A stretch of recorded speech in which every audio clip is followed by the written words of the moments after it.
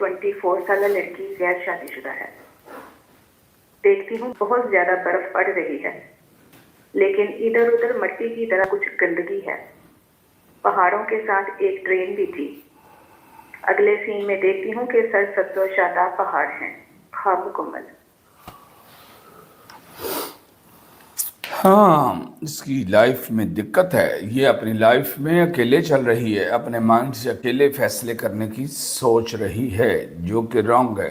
ये मुशक्कतें हैं इस तरह, तो फिर लाइफ में आजमाइशें हैं सारा कुछ। वो जो डिसीजन है उसके बारे में नजरसानी करें। डिप्रेशन में जाती है, अकेलेपन में रोती है, बंद कमरे में रोती है ये लड़की।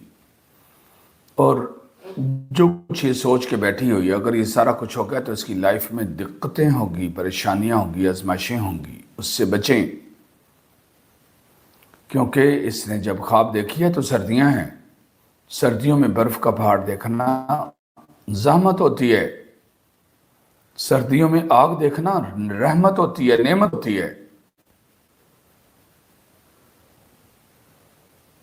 जी, ख्वाब की तबीर बयान कर दी गई है।